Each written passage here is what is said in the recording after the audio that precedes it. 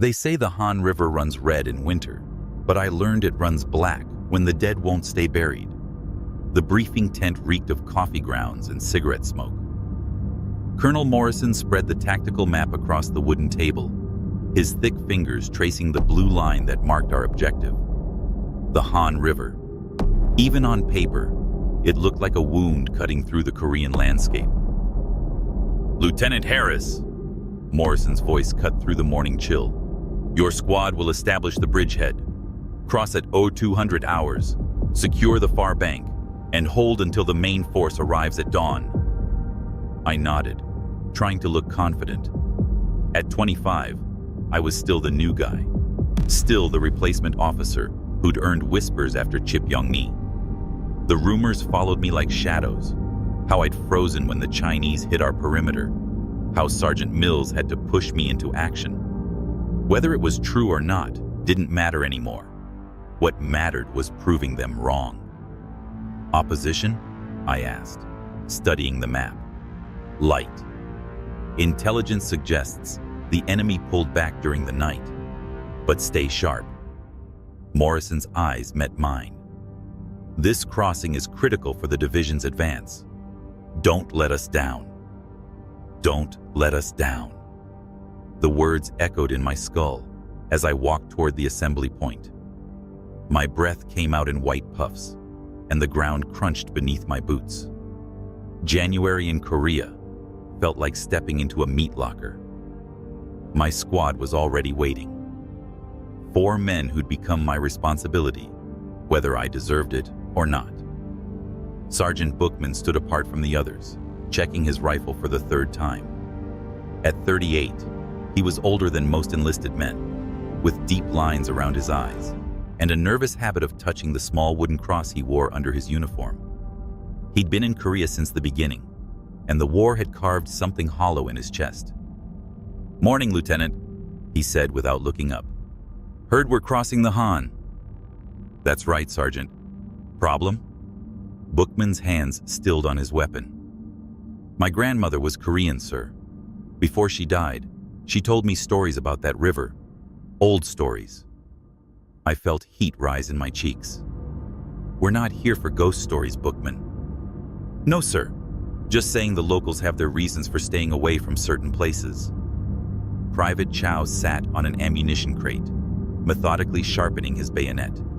22 years old, Chinese-American, with quick hands and quicker eyes. He'd volunteered for every tunnel rat mission since arriving in-country. Something about tight spaces calmed him down. "What's the approach, Lieutenant?" Chow asked. "Rafts. We cross in the dark, establish defensive positions, and wait for dawn."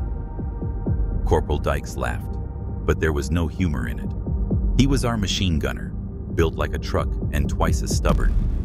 3 tours had taught him that officers came and went, but bullets stayed the same. "Another river crossing," he muttered. "Just like the Rhine, just like the Han last month. Always another damn river." PFC Lemieux looked up from his diary. Kid couldn't be more than 19, with soft hands that had never held anything heavier than a pencil before the army got him. He wrote everything down: orders, conversations, the color of the sky. Like if he recorded it all, it might make sense later. "Write this down, Lemieux," I said. "Today, we show the enemy what the 24th Infantry can do." The words tasted false in my mouth, but they were the kind of words officers were supposed to say. The kind that might make the men believe their lieutenant knew what he was doing. We spent the afternoon preparing, checking equipment, studying maps, going over the plan until everyone could recite it backwards. Standard river crossing operation. Nothing we hadn't done before. But as evening approached, something felt wrong. The artillery barrage started at 2130 hours, right on schedule. Our guns hammered the far bank, sending up geysers of dirt and smoke. The sound was deafening, a continuous thunder that made my teeth ache. Standard pre-assault bombardment, designed to suppress enemy positions and cover our approach. What wasn't standard was the silence that followed. When the barrage lifted, the night went quiet. Not just quiet, empty. No return fire, no movement, no sounds of wounded or dying. Nothing but the whisper of wind across frozen ground and the gentle lap of water against ice. "Where's their response?" Dykes asked, squinting through his binoculars. Every river crossing I'd studied in training involved enemy reaction. Mortars, machine guns, something. The Chinese weren't in the habit of giving up ground without a fight. "Maybe we got them all," Chow suggested, but his voice carried no conviction. I raised my own binoculars and swept the far bank. The moonlight revealed abandoned positions, empty bunkers, nothing moving. But in the pale light, the river itself looked wrong. Too dark, too still, like black glass reflecting nothing. "Could be a trap," Bookman said quietly. "Pull back, let us get established, then hit us when we can't retreat." It made tactical sense. It's what I would have done. But something in my gut told me the enemy's absence had nothing to do with tactics.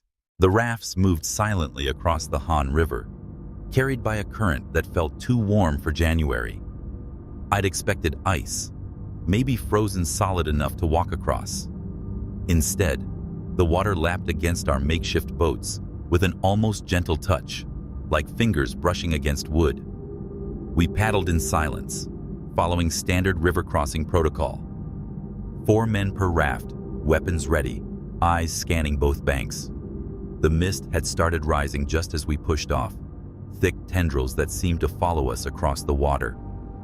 "Current's strange," Chow whispered from the raft beside mine. He was right. The water pulled us downstream, then pushed us back, like something beneath the surface couldn't make up its mind about our direction. I dipped my fingers into the river and immediately pulled them back. The water was warm, not just unfrozen, actually warm, like bath water, in the middle of a Korean winter. "Jesus," Lemieux muttered, copying my movement. "What the hell?" "Quiet," I hissed, but my own voice carried more unease than authority. The far bank emerged from the mist like something from a fever dream. What should have been enemy positions looked abandoned, not destroyed. No blast craters from our artillery barrage. No bodies. Just empty bunkers with their firing ports gaping like dead eyes. We beached the rafts and immediately established a defensive perimeter. Standard procedure, drilled into us until it became instinct. But as we moved through the abandoned positions, instinct started sending different signals. Blood. Not the spray pattern you'd see from artillery hits or small arms fire. This was different. Pools of it, still tacky despite the cold. Drag marks leading toward the river, as if something had pulled the defenders away. But no bodies, no equipment, no brass casings from returned fire. "Sarge!" Dykes called from an enemy machine gun nest. "You need to see this." The position commanded a perfect field of fire across our crossing point. A single gunner could have torn us apart in the water. But the gun was gone. The sandbags soaked in blood that reflected the moonlight like dark mirrors. "How did we make it across?" Chow asked, the question we were all thinking. I tried raising headquarters on the radio. Static answered me, punctuated by what sounded like voices speaking in languages I didn't recognize.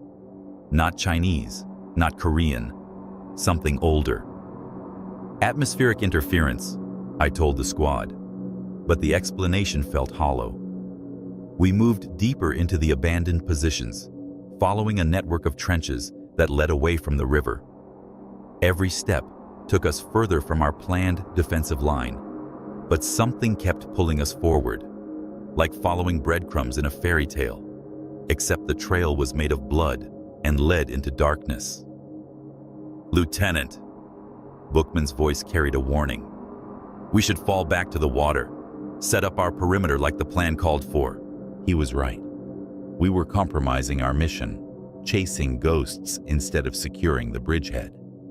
but the blood trail led to a series of carved symbols on the trees at the edge of the position.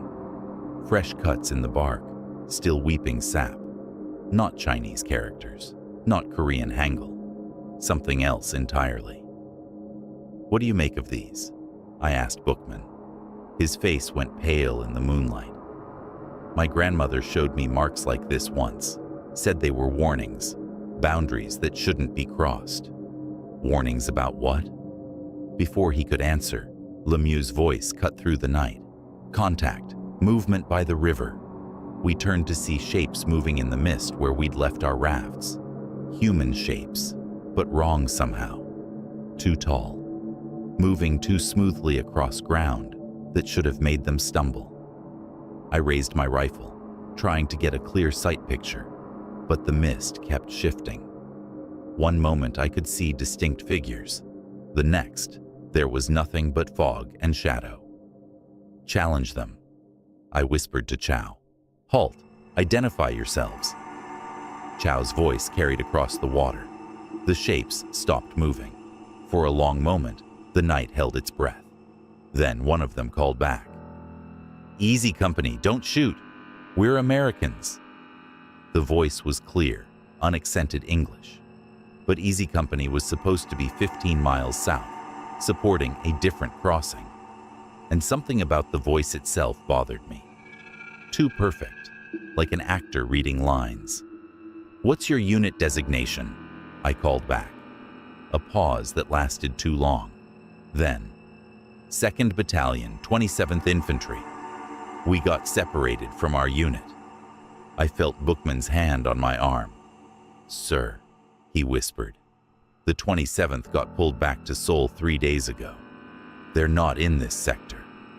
The shapes in the mist began moving again, but now they seemed to be circling our position.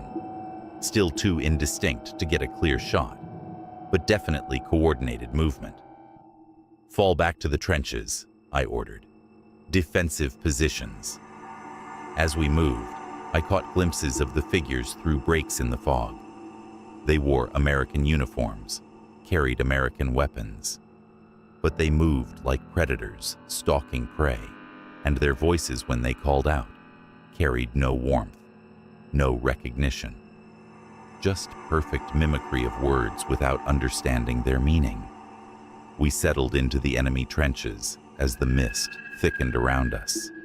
The radio continued crackling with voices in unknown languages, and somewhere in the distance, I could hear breathing that didn't match any of my men.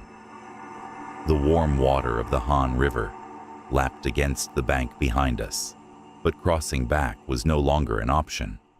The current had turned, flowing upstream against all natural law, and our rafts were nowhere to be seen. We were cut off on the far bank, surrounded by things that wore familiar faces, but felt wrong in every way that mattered. And the night was just beginning. The first voice came just after midnight. "Help me! Oh God! Somebody help me!" Clear American English, desperate and terrified.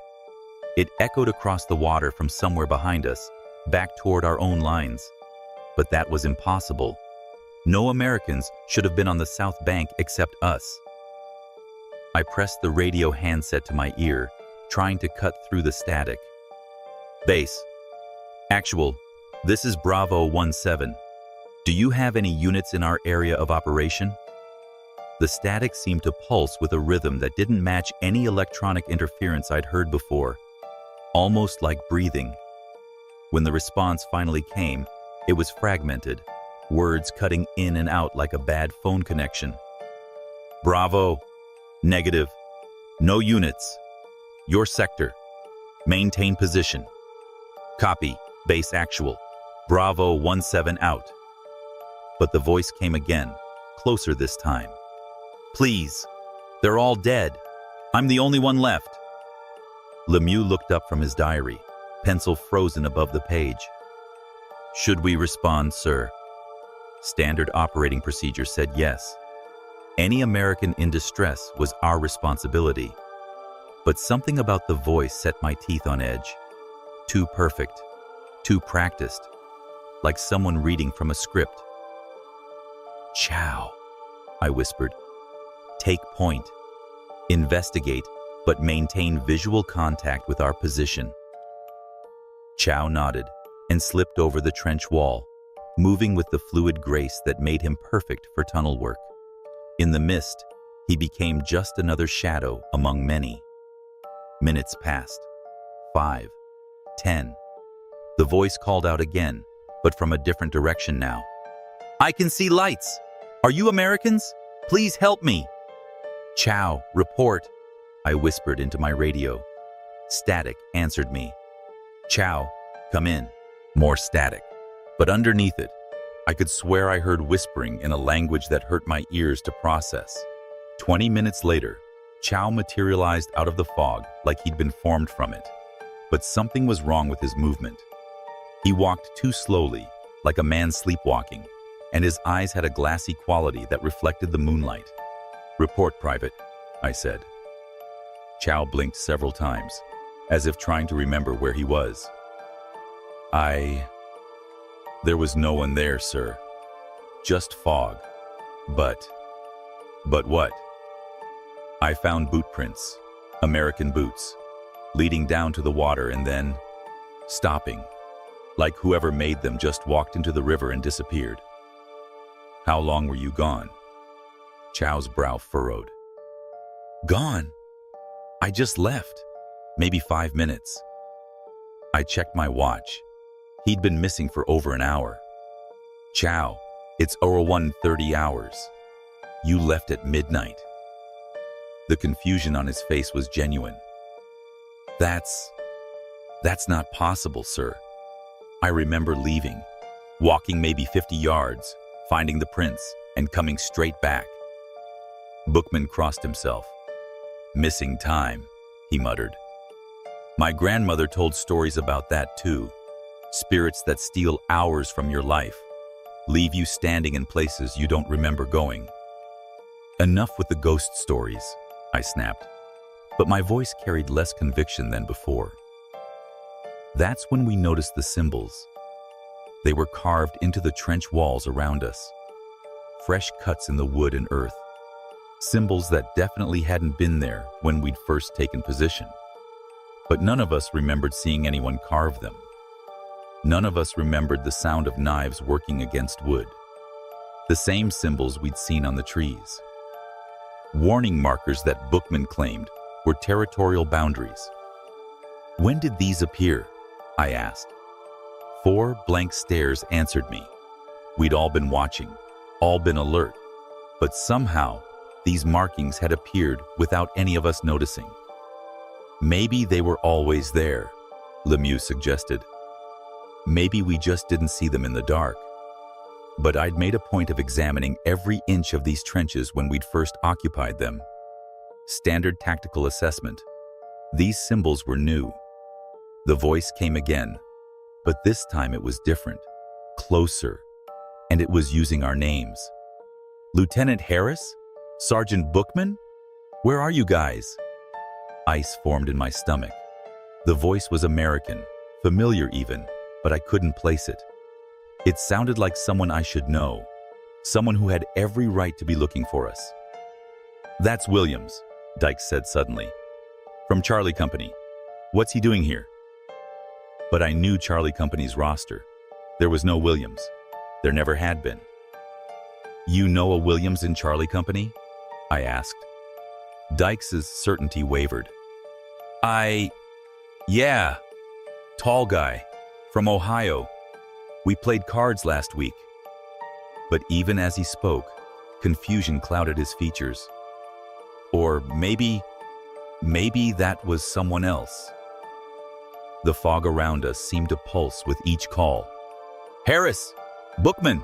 We got separated from the main unit. Fire a flare so we can find you." Standard procedure would be to fire the flare. Help American soldiers find their way to safety. But every instinct I developed as a soldier was screaming warnings. "Nobody fires anything," I ordered, "and nobody responds to those calls." "But sir, if they're Americans," "They're not."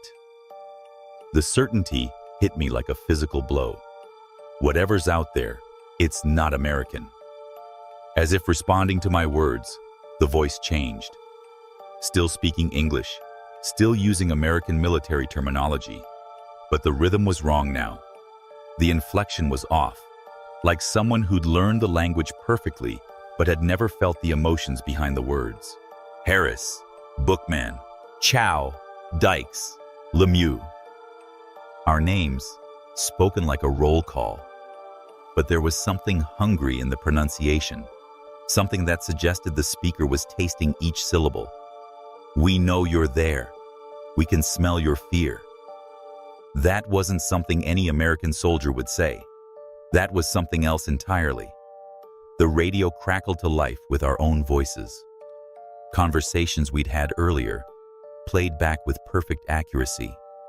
But mixed in were words we'd never spoken, orders we'd never given, confessions we'd never made.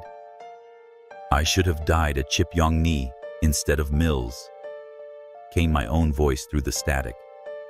I'm not fit to lead these men. I'd never said those words aloud, but I'd thought them. Every day since taking command, I'd thought them. The others were hearing their own secrets broadcast back at them. Chow's admission that he volunteered for tunnel duty because he was afraid of open ground. Dykes' confession that he'd been having nightmares about his dead brother. Lemieux's fear that he'd never see home again. Private thoughts, spoken in our own voices, transmitted over military radio frequencies that should have been secure. How is this possible? Lemieux whispered. Bookman's answer came in a voice heavy with resignation. We're not on American soil anymore, son. We crossed something more than just water when we came over that river. Dawn came without sunrise. The sky lightened to a sickly gray that made everything look washed out, like an overexposed photograph.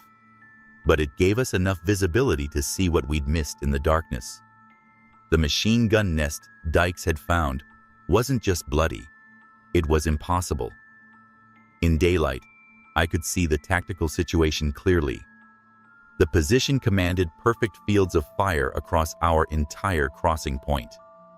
A single gunner with that weapon could have cut down my entire squad before we'd made it halfway across the river. The angles were perfect, the range was ideal, and there was no cover between the water and the bank. Explain to me how we made it across, I said to nobody in particular. Dykes ran his hands along the gun mount where the weapon should have been.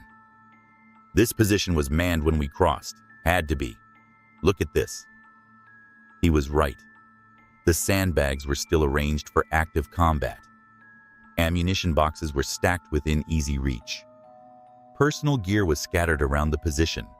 A half-eaten meal. Cigarettes still smoldering in an ashtray made from a C-ration can. But no gun, no gunner. Just blood soaked so deep into the wooden floor that it had turned black. Blood's fresh, Chow observed, kneeling beside one of the larger stains. Maybe 6 hours old, still tacky, which meant it had been spilled around the time we'd started our crossing, right when this position should have been actively engaging us. I pulled out my compass to get our bearings and froze. The needle was spinning slowly, unable to find magnetic north.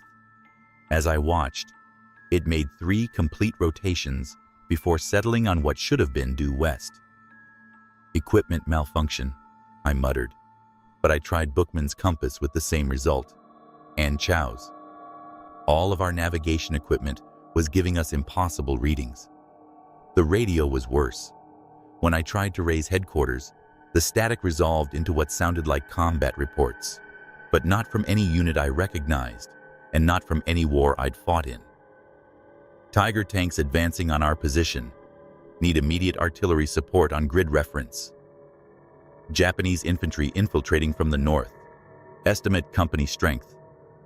Chinese human wave attack beginning. They're everywhere, falling back to secondary positions. Combat reports from World War II, Korea, and conflicts that hadn't happened yet. all mixing together on frequencies that should have carried only our communications with division headquarters. "Sir," Lemieux said quietly, "look at this." He'd been documenting everything in his diary, as usual. But when he showed me the pages, the handwriting wasn't his. Same pencil, same paper, but the words were written in a flowing script that looked nothing like his careful block letters. "The water runs upstream at night. The voices know our names. We should not have crossed. The boundaries were marked, but we ignored them. Now we are part of something older than the war." "I didn't write this," Lemieux said, his voice rising toward panic. "I swear I didn't write this." But it was his diary, his pencil, and the words were on pages that had been blank when I'd seen him writing the night before. "What do you remember writing?" I asked. "Combat observations, tactical notes, normal stuff." He flipped through the pages, growing more agitated. "But it's all... This isn't what I wrote. None of this is what I wrote." Every page contained observations we hadn't made, descriptions of events we hadn't witnessed, warnings about things we hadn't encountered, all in handwriting that belonged to none of us. That's when Dykes started laughing. Not the bitter laugh he'd given earlier. This was different, high-pitched, on the edge of hysteria. He was staring at something beyond the machine gun nest, something I couldn't see. "Dykes, report." "My brother," he said through the laughter. "I can see my brother. He's waving at me from the tree line." I followed his gaze but saw only fog and shadows. "Your brother's dead, Corporal. Killed at Normandy." "I know he's dead, but he's right there. He's calling my name." Dykes started to stand, his rifle forgotten. I grabbed his arm, pulling him back down into the trench. "There's nothing there, Corporal. You're seeing things." But even as I said it, I caught a glimpse of movement in my peripheral vision. A tall figure in American uniform, beckoning from the edge of the mist. When I turned to look directly at it, nothing was there. "We're all seeing things," Chow said quietly. "Aren't we?" He was right. We were all catching glimpses of figures that shouldn't be there, hearing voices that called to us with perfect familiarity. The fog seemed to be full of people we knew, people who had no business being in Korea, people who were calling our names with increasing urgency. "Equipment check," I ordered, trying to regain some control over the situation. Full inventory. We'd crossed with standard combat loads, ammunition, rations, medical supplies, communications equipment. But when we checked our gear, items were missing. Not just missing, replaced with things that made no sense. Chow's ammunition clips were filled with rounds that were too big for his rifle. Bookman's medical kit contained bandages made from material I didn't recognize, marked with symbols that matched the ones carved into the trees. My own field manual had been replaced with a book written in Korean, but when I looked at the pages, I could somehow understand the words. The old treaties were written in blood. The boundaries were marked with intent. Those who cross without permission become part of the crossing itself. "We need to get back to the river," I said. "Re-establish contact with headquarters." But when we reached the edge of our position, the river was gone. Not dried up, not frozen over, simply gone, replaced by solid ground that stretched as far as we could see, as if the Han River had never existed, as if we'd never crossed water to reach this place. The fog thickened around us, and somewhere in its depths, something large was breathing with a rhythm that matched no human lung. We were trapped on ground that shouldn't exist, holding equipment that defied explanation, surrounded by voices that knew our names, but felt nothing human when they spoke them. And the day was still young. The first time I saw it clearly, I thought it was a man. Tall, maybe 6.5 feet, standing at the edge of what used to be the riverbank. It wore dark clothing that might have been traditional Korean dress, but the proportions were wrong. The arms hung too long, the torso stretched too thin, like someone had taken a human form and pulled it on a rack. "Contact," I whispered into my radio, but only static answered. The figure didn't move like a man either. When it shifted position, it flowed rather than walked, gliding across ground that should have made footsteps. In the gray morning light, I could see its face was pale, almost luminous, with eyes that reflected light like an animal's. "You see it too?" Chow asked beside me. "I see something." But even as I watched, the figure began to fade, becoming translucent before vanishing entirely. Like fog taking human shape and then remembering it was only fog. "Harris," came a voice from exactly where the figure had been standing. My own voice, speaking my own name with perfect inflection. "Harris, why did you let Mills die at Chipyong-ni?" The words hit me like a physical blow. Mills had died because I'd frozen, because when the Chinese came over the wire, I'd stood there like a statue while better men fought and bled. Sergeant Mills had pushed me into action, but by then, it was too late for him. "Nobody knows about Mills," I whispered. "I know," came my voice again. "I know because you know. I know because guilt tastes like copper pennies and shame smells like cordite." Dykes was backing away from the tree line, his rifle raised but shaking. "It's doing voices again. It's using Tommy's voice now." Tommy, his dead brother from Normandy. "Easy, Dykes. It's not real." But Dykes wasn't listening anymore. His eyes had that same glassy quality Chow's had shown the night before. Like he was seeing something the rest of us couldn't. "Tommy says there's a way home," Dykes said, his voice dreamy and distant. "Says if I follow him to the water, he'll show me the way back to Brooklyn." "There is no water, Corporal. The river's gone. Tommy says it's still there, just hidden. Says all I have to do is trust him." Dykes started walking toward the tree line. I grabbed his arm, but he shrugged me off with strength that didn't match his usual movements. Enhanced strength, like whatever was speaking through the mist, was lending him power. "Corporal, that's an order. Stay in position." He turned to look at me, and for a moment his eyes weren't his own. They held the same animal reflection I'd seen in the figure's face. "Orders don't mean much here, Lieutenant. Rank doesn't carry weight with the dead." Then he blinked, and he was Dykes again. Confused, frightened Dykes, who couldn't understand why he was standing 20 feet from our defensive position. "How did I get over here?" he asked. Lost time. Like Chow the night before. That's when Bookman started talking to himself. Or rather, someone started talking through Bookman, using his voice, but speaking words he'd never learned. "한국이 영혼들이 복수를 원한다." Korean words flowing from his mouth like water. "The spirits of Korea seek their revenge." "Bookman, what are you saying?"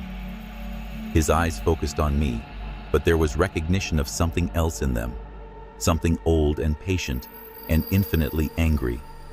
"They were tortured here," he said in English, but his voice carried harmonics that shouldn't have been possible from a human throat.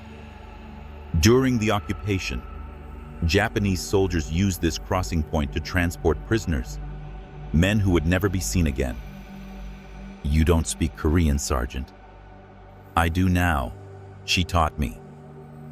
His grandmother's accent colored his words, even though she'd been dead for 5 years. "She's here, you know, watching, waiting to see if you're worthy of crossing back." The fog thickened around us, and I could hear movement within it. Not footsteps, something being dragged across rough ground, like bodies being pulled toward the water that no longer existed. "Sir," Lemieux's voice was barely a whisper. "Something's happening to my diary." I looked down at the book in his hands. The pages were turning by themselves, filled with text that appeared as I watched. Not handwriting this time, printed words in English, Korean, and what might have been Japanese, all describing the same events from different perspectives. The torture of prisoners at this crossing point during the Japanese occupation. The creation of unmarked graves in the sacred ground we'd chosen for our defensive position. The binding of spirits to this place through ritual murder and desecration. "It's telling us the story," Lemieux said, his voice breaking. "The whole story. What happened here before we arrived." I snatched the diary from his hands and read. The English passages were clear enough. Detailed accounts of atrocities that had occurred on this exact ground decades before. Prisoners forced to dig their own graves. Sacred burial sites desecrated and used as execution grounds. A local hunter who tried to protect the sacred places and been tortured to death for his defiance. The hunter's name appeared repeatedly in the text. Kim Yeon-soo. A man who'd known these hills and rivers like his own body, who'd guided resistance fighters against the Japanese occupation, who'd died refusing to reveal the locations of other sacred sites. "He's still here," I said, understanding flooding through me like ice water. The hunter, he never left. As if responding to his name, the figure appeared again at the edge of our vision. Clearer this time. More solid. I could see the traditional Korean hunting outfit, the long knife at his belt, the ropes and snares that marked his profession. But I could also see what had been done to him. His body showed signs of prolonged torture, burns, cuts, twisted limbs that had been broken and healed wrong. His face was a ruin of scar tissue, but the eyes were alert and intelligent, and filled with a rage that had been burning for decades. "Kim Yeon-soo," I called out. The figure stopped moving, turned to face me directly for the first time. When he spoke, it was in perfect English, but with an accent that suggested he'd learned the language from American missionaries before the war. "You have violated the sacred ground," he said. "You have brought weapons to a place meant for rest. Now you must pay the price all trespassers pay. We didn't know. We're soldiers following orders." The Japanese soldiers said the same thing. His laugh was like wind through dead leaves. "Orders do not excuse desecration. Ignorance does not forgive violation." He began moving toward us, and with each step he became more solid, more real. I could smell him now, earth and decay and the metallic scent of old blood. His footsteps made no sound, but the ground beneath our feet began to vibrate with each stride. "What do you want?" I asked. "Justice, recognition, an end to the endless crossing of unmarked graves by men who care nothing for what lies beneath their boots." Behind him, other shapes began emerging from the fog. The prisoners who died here, the resistance fighters who'd been betrayed and executed, decades of the dead, all bound to this place by violence and injustice. But they weren't the shambling corpses of movie horror. These spirits moved with purpose, with intelligence, with a coordinated plan that spoke of military organization. The hunter had been training them, preparing them, waiting for the right moment to strike back at those who turned sacred ground into a battlefield. "How many?" Chow whispered.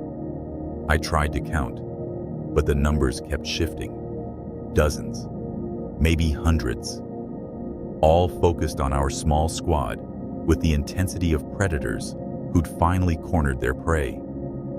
"We need to move," I said. "Fighting retreat to."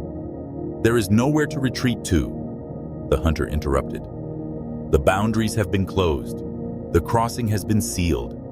You are part of this place now, just as we are."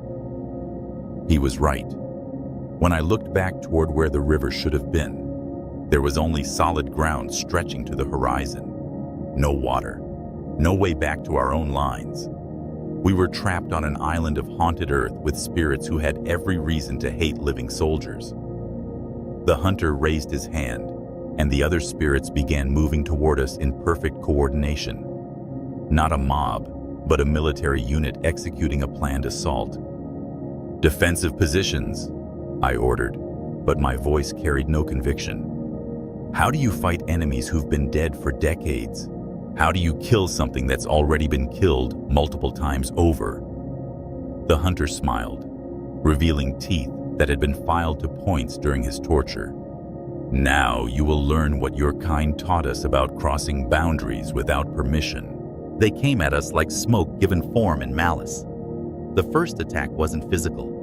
It was Chow's voice calling from 3 different directions simultaneously, each one begging for help, each one perfectly mimicking his speech patterns and emotional inflections.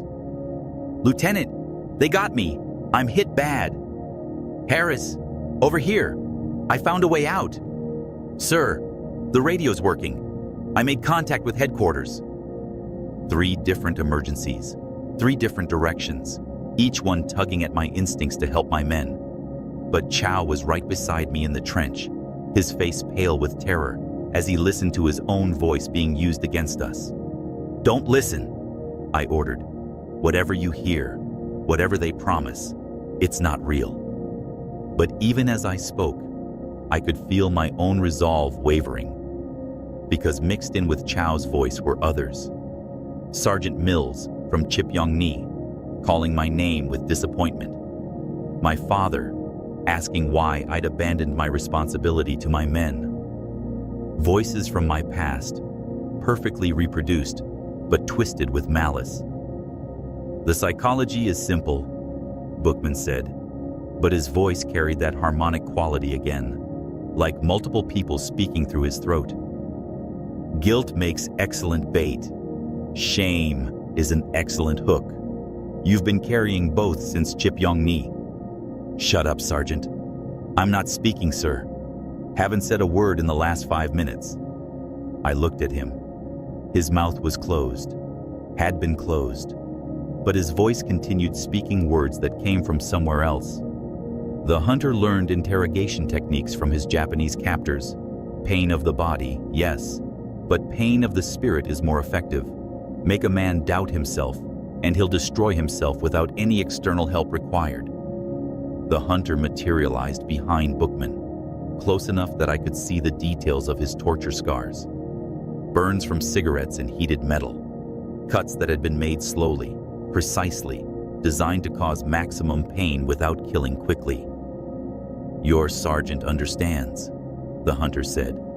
His grandmother told him stories, but she didn't tell him everything. She didn't tell him about the techniques we learned, the ways to make living men join the ranks of the dead without killing their bodies first. He reached out with one elongated finger and touched Bookman's forehead. My sergeant's eyes rolled back, showing only white, and when he spoke again, it was in Korean. But somehow, impossibly, I understood every word. "We are the guardians of the boundary between worlds. We were made guardians through torture and death, bound to this place by injustice and pain. Now you will join us. Now you will understand what it means to guard sacred ground." "Bookman!" I shook his shoulder, but his body was rigid, unresponsive. That's when Lemieux screamed. Not a shout of fear or surprise. A scream of absolute terror that came from somewhere deeper than conscious thought. When I turned toward him, he was staring at his diary, holding it like it had burst into flames. "The pages," he gasped. "They're writing themselves. Our deaths. It's describing our deaths in detail." I grabbed the diary from his shaking hands. The pages were indeed filling themselves with text, but not printed words this time. Handwriting in what looked like fresh blood, describing events that hadn't happened yet. "Lieutenant Harris will be the last to die. The hunter has special plans for officers who lead their men into sacred ground. First, he will watch his squad join the ranks of the dead. Then he will experience what the hunter experienced during his own crossing from life to death.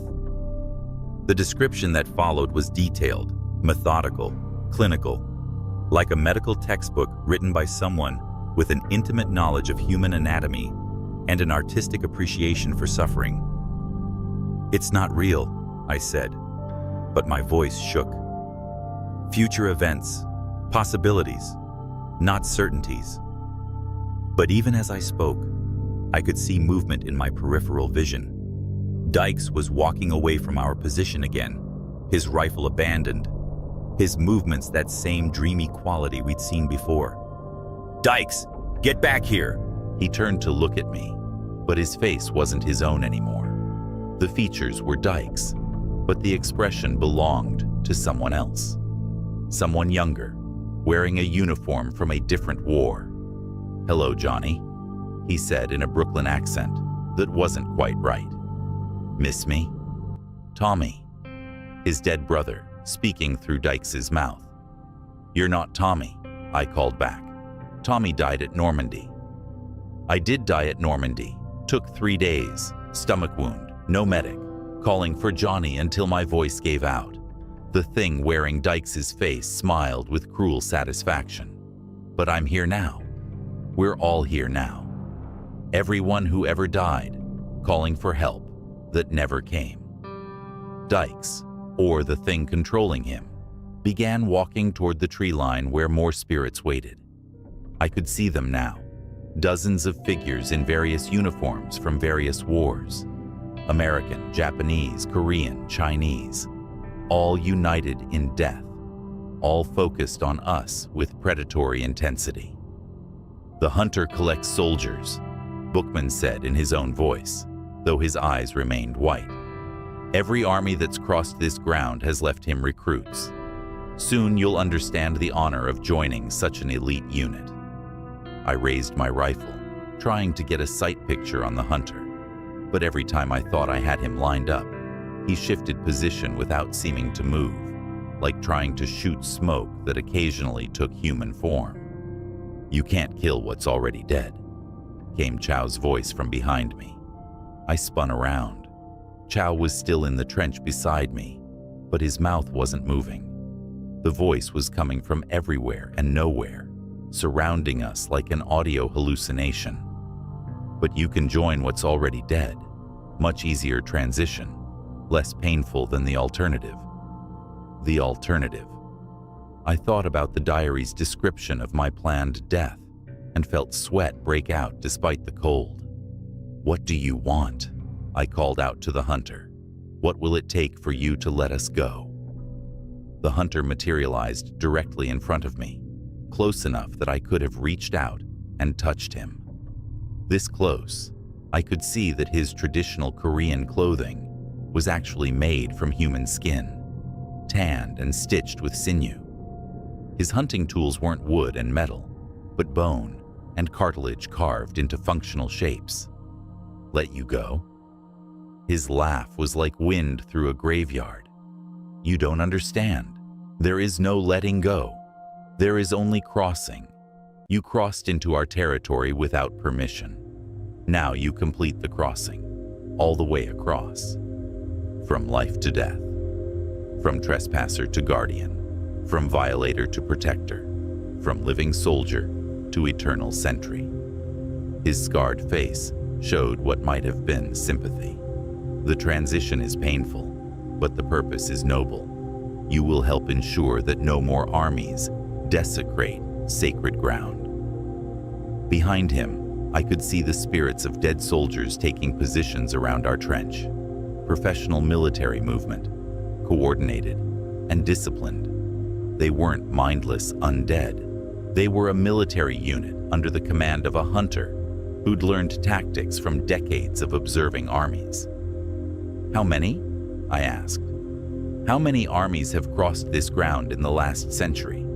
Japanese, Chinese, North Korean, South Korean, American. Each one leaves behind soldiers who violated the sacred boundaries. Each one provides new recruits for the Guardian unit." The math was horrifying. Thousands of soldiers from multiple conflicts, all bound to this place, all under the hunter's command. And now you, the hunter continued, fresh recruits with recent military training. You'll make excellent additions to the force. That's when I realized the truth that had been staring at me since we'd crossed the river. We weren't the first American unit to reach this position. We were just the latest in a long line of squads that had crossed the Han River and never made it back. The hunter had been collecting soldiers for decades, building an army of the dead to guard his sacred ground. And we were about to become the newest members of his eternal unit. The vision hit me like artillery fire, sudden, overwhelming, and impossible to ignore. I was Kim Yeon-soo, the hunter, kneeling in mud that had been turned red with my own blood. Japanese soldiers surrounded me, their faces twisted with frustration and sadistic pleasure. They'd been working on me for 3 days, trying to make me reveal the locations of other sacred sites where resistance fighters had hidden weapons and supplies. I felt his pain as if it were my own. The burning cigarettes pressed into flesh, the methodical breaking of fingers and toes, the precise cuts designed to cause maximum agony without granting the mercy of death. And through it all, the questions spoken in broken Korean. Where are the other sacred places? Where do the rebels hide? Tell us, and the pain stops. But Kim Yeon-soo never told them, even as they peeled skin from his body like bark from a tree, even as they forced him to watch them execute prisoners on ground that had been consecrated by centuries of reverence, even as they made him dig graves in earth that his ancestors had blessed. He died cursing them in 3 languages, binding his spirit to the crossing point with words of power that predated both Korean and Japanese civilizations. Ancient words that had been used to consecrate this ground before either nation existed. The vision released me suddenly, leaving me gasping in the present moment. But I retained Kim Yeon-soo's memories, his understanding of what this place truly was. It's not just a river crossing, I said to what remained of my squad. This ground has been sacred for over 1,000 years. Burial ground, ceremonial site, boundary marker between the world of the living and the world of the dead. Bookman's eyes had returned to normal, but when he spoke, his grandmother's accent colored his words. The old treaties were written in blood and spirit. The boundaries were marked with intent. Those who cross without permission become part of the crossing itself. What treaties? I asked, though part of me already knew the answer. Between the living and the dead, between the sacred and the profane, between those who guard and those who would violate. His voice carried harmonics that seemed to come from multiple throats. Every culture that's lived in these hills has honored the same treaties until the Japanese came, until they turned sacred ground into an execution site. The hunter materialized beside us, no longer an apparition, but solid, real, present. This close, I could see that his scars weren't just from torture. They were ritual markings, symbols carved into his flesh as part of the binding that had made him guardian of this place. The Japanese broke the old treaties, he said. They killed on sacred ground, buried the innocent with the guilty, mixed the blood of the sacred with the blood of the profane. The spiritual boundaries collapsed. So you became the boundary, I said, understanding flooding through me. I became the guardian. I became the price that trespassers must pay. Every army that crosses this ground without permission leaves behind soldiers to help maintain the balance. Around us, the spirits of dead soldiers from multiple conflicts stood in formation. I could see their uniforms, their equipment, their faces.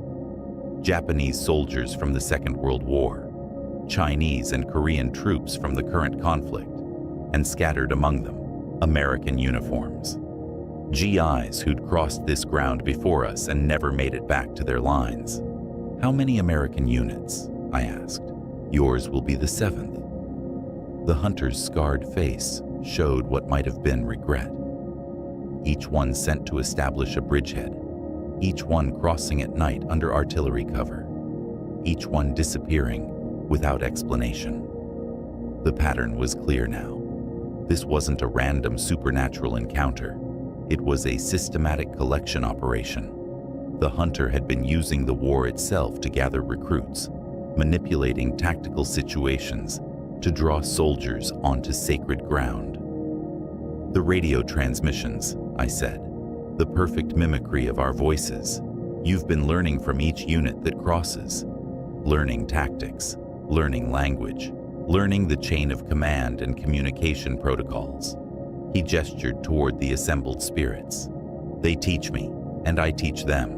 Knowledge shared across death, across nationality, across time." That's when I saw Chow among the spirits. Not our Chow. He was still beside me in the trench, pale and terrified, but alive. This was another Chow, wearing the same uniform, but somehow different. Older, more hollow around the eyes. "The first American unit crossed 3 months ago," the hunter explained.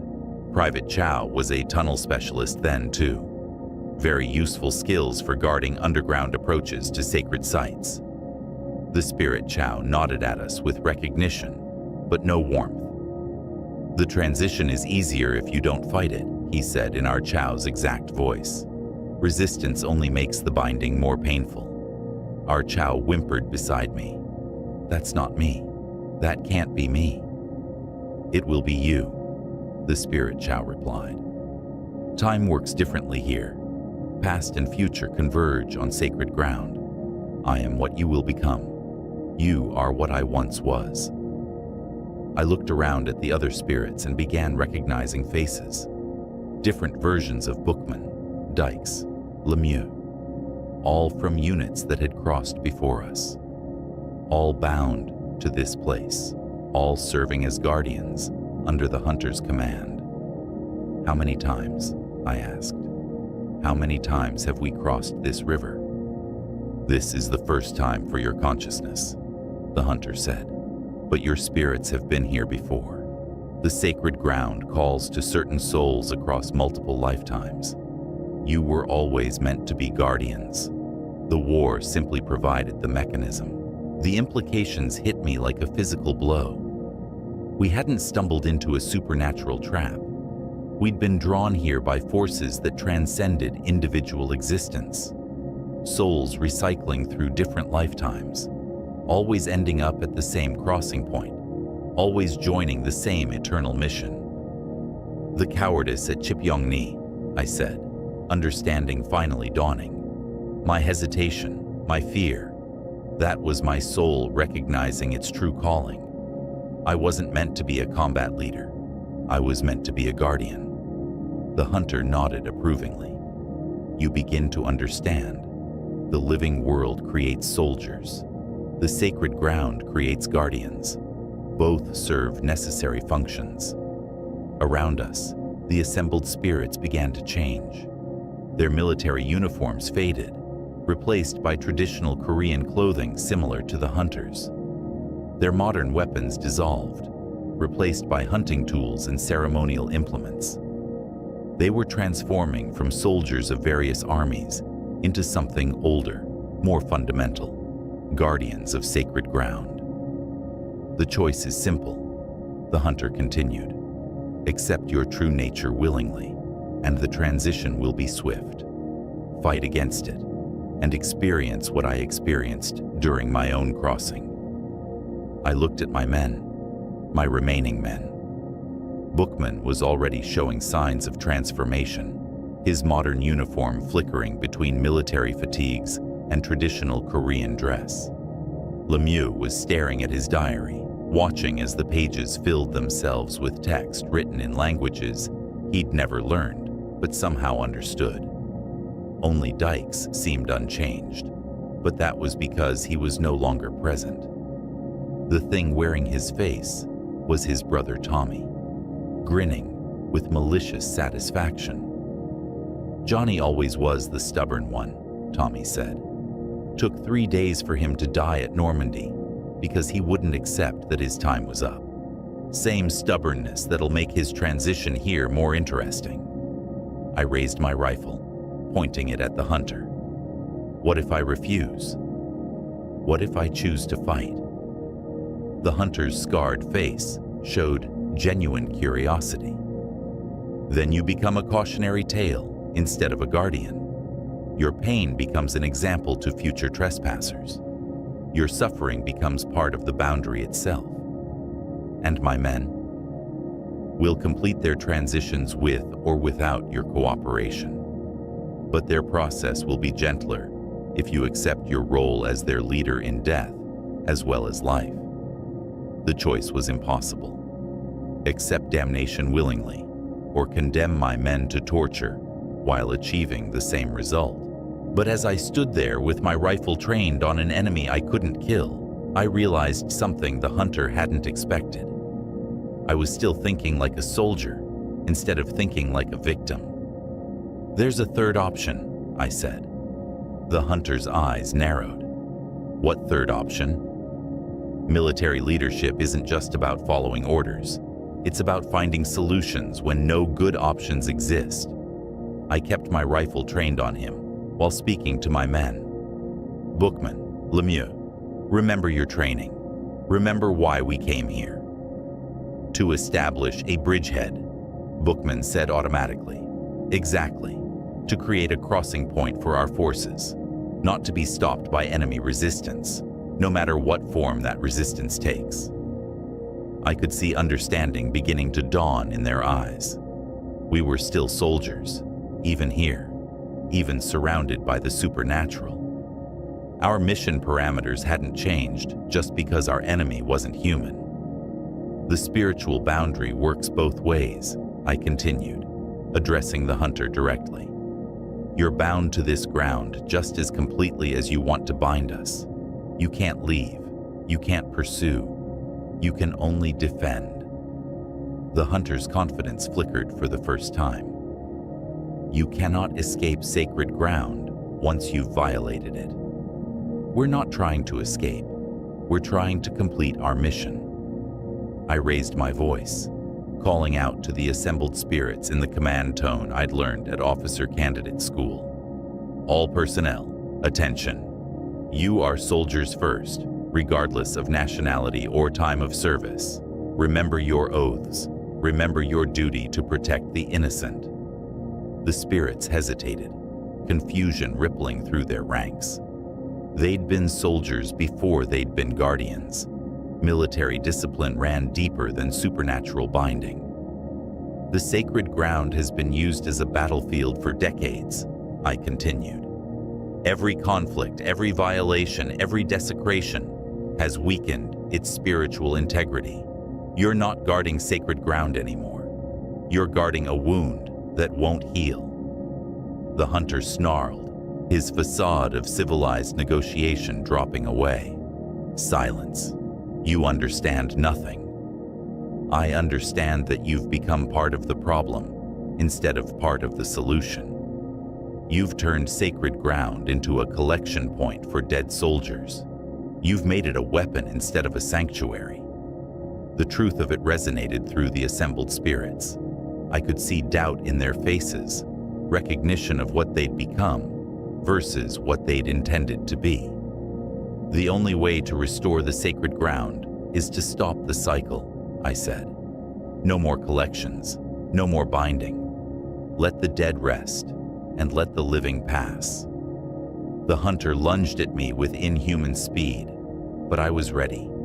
After all, I'd been learning his lessons about crossing boundaries, and I'd decided it was time to teach him a few lessons about military tactics. The rifle shot echoed across the sacred ground, like thunder, breaking the silence of a cathedral.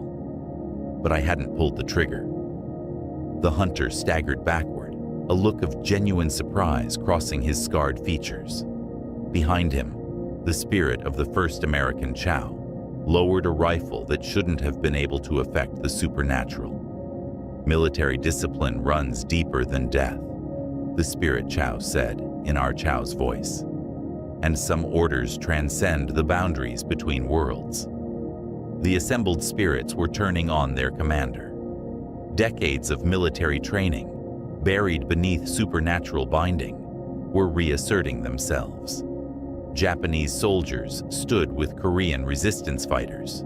Chinese troops moved in formation with American GIs, all united by something more fundamental than their national allegiances, their oath to protect the innocent. "You made us guardians," said a spirit wearing a Japanese uniform, speaking in perfect English. "But you made us guardians of vengeance, not peace. This is not protection. This is perpetuation." The hunter's control was fragmenting. I could see confusion in his eyes as his carefully constructed army began to remember their true purpose. "The sacred ground doesn't need more death," I called out, my voice carrying across the assembled spirits. "It needs rest. It needs the killing to stop." But even as the spirits turned against their commander, I felt something changing inside me. The ritual acknowledgement I'd made wasn't just words. It was a binding. The hunter's power might be broken, but the curse of the sacred ground remained. I could feel it settling into my bones like cold iron, a compulsion to remain, to guard, to become part of the eternal watch. "Sir." Dykes' voice came from beside me, but it was really Dykes this time. Tommy was gone, leaving my corporal confused and terrified. "What's happening to you?" I looked down at my hands. They were becoming translucent, like morning mist given shape. The binding was taking hold, pulling me into the same spiritual dimension that held the hunter and his collection of dead soldiers. "Get to the river," I ordered. "All of you. Now."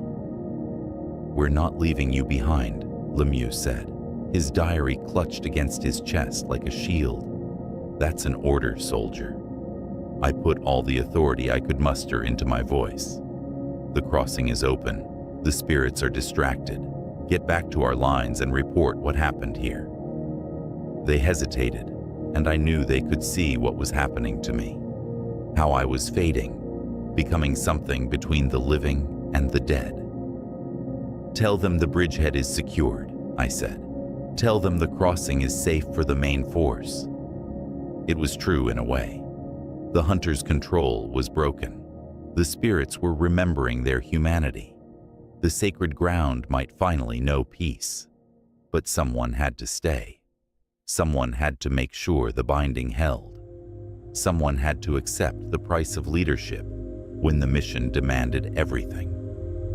"Go," I whispered, and this time they obeyed.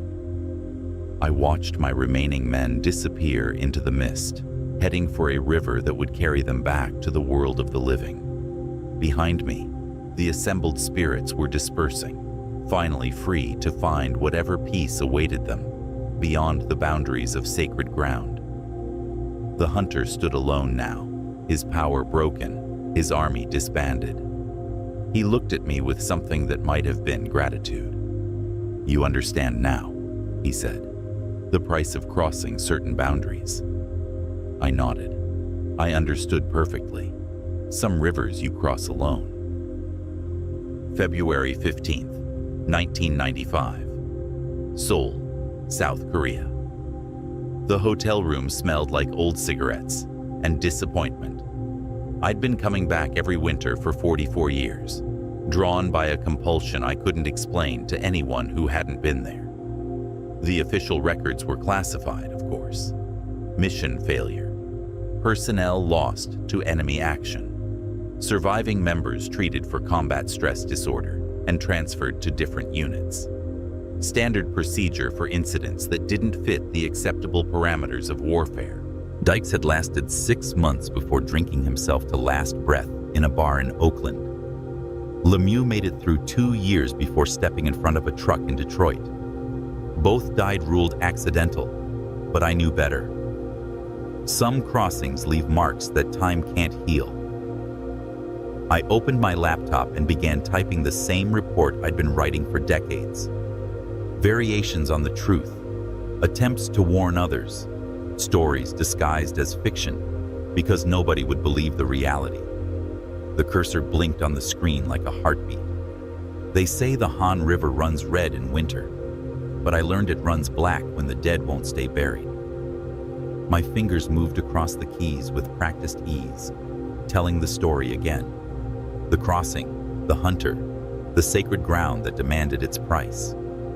Each telling was slightly different, adapted for different audiences, different times, different wars. But the core truth remained the same. Some boundaries shouldn't be crossed without understanding the cost. The radio beside my bed crackled to life, tuned to a frequency that shouldn't have carried any transmissions. Static filled the room, punctuated by voices speaking in languages I'd learned to recognize over the decades. Korean, Japanese, Chinese, English, all saying the same 4 words. "We're still here, sir." I closed the laptop and walked to the window. Seoul sprawled below me, a modern city built on ancient ground. Skyscrapers rose where sacred sites had once marked the boundaries between worlds. The Han River flowed through it all, carrying its secrets toward the sea. But some secrets refused to stay buried. Tomorrow, I would drive north to the old crossing point. I'd done it every February 15th for 44 years, compelled by something deeper than memory. Each year, the site looked more normal, more mundane. A simple river crossing where nothing remarkable had ever happened, except for the radio transmissions that still emanated from the exact coordinates of our old defensive position. 4 words, repeated nightly at 0200 hours. The same time we'd made our crossing all those decades ago. "We're still here, sir." Sometimes I wondered if I was the one being warned, or if I was the one doing the warning. Sometimes I wondered if there was any difference. The thing about crossing certain rivers is that you never really reach the other side.